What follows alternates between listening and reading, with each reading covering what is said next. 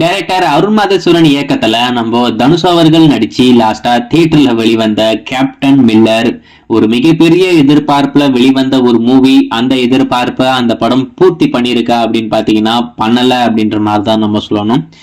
இந்த படத்தை எல்லாரும் என்ன எதிர்பார்த்தாங்கன்னா, நம்ம தனுஷ் அவருடைய கெரியர்லயே இல்லாத அளவுக்கு ஒரு பயங்கரமான ரெக்கார்ட் பண்ண போற ஒரு படமா இருக்கும் அப்படின்ற மாதிரி எதிர்பார்த்தாங்க. அதாவது வர்த்தக ரீதியா இந்த படம் தான் அவருடைய கெரியர்ல ஒரு பெஞ்ச் மார்க்கா இருக்கும் அப்படின்ற மாதிரி எதிர்பார்த்தாங்க. ஏன்னா அவங்க தரப்புலயுமே பெருசா அந்த படத்தை பத்தி பில்டப் பண்ணிக்கிட்டு இருந்தாங்க.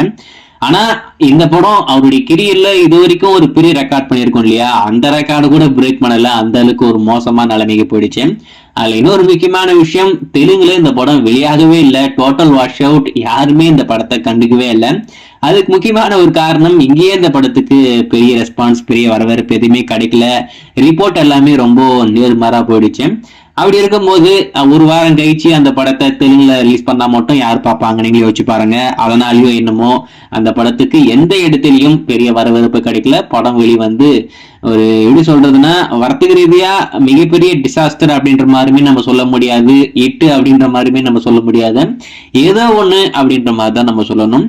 சரி, இந்த கேப்டன் மில்லர் எந்த ஓடிடில எப்போ வரும் அப்படின்றது உங்க எல்லாருக்கும் இருக்கிற ஒரு பெரிய எதிர்பார்ப்பா இருக்கும். இந்த படத்துடைய டிஜிட்டல் ரைட்ஸ் நம்ம அமேசான் பிரைம் அப்படின்றது நம்ம எல்லாருக்கும் தெரிஞ்ச விஷயம் தான்.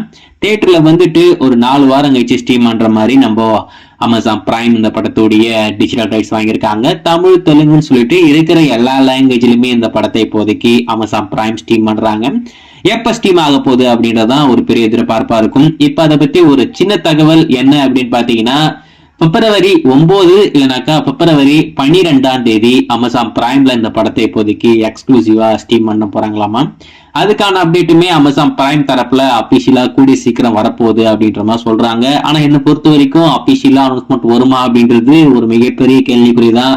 ஏன்னா சமீபத்தில் நீங்க அமேசான் பிரைம் ஸ்ட்ரீம் பண்ண படங்கள் எல்லாம் நீங்க பாத்தீங்கன்னா, நாளைக்கு ஸ்ட்ரீம் ஆகுதுன்னா நைட் சொல்றாங்க, இல்லைனாக்கா 6 மணிக்கு சொல்றாங்க, இல்ல அனௌன்ஸ்மெண்டே சொல்றது இல்ல, டைரக்டா ஸ்ட்ரீம் பண்ணிட்டு ஸ்ட்ரீமிங் நோ அப்படின்ற மாதிரி சொல்றாங்க. அந்த மாதிரி பண்றதுக்கும் நிறைய வாய்ப்பு இருக்கு. ஆனா பிப்ரவரி 9 இல்லைனாக்கா 12 அமேசான் பிரைம்ல இந்த படம் ஸ்ட்ரீம் ஆக போகுது அப்படின்ற மாதிரி ஒரு தகவல் வெயிட் பண்ணி பார்ப்போம்.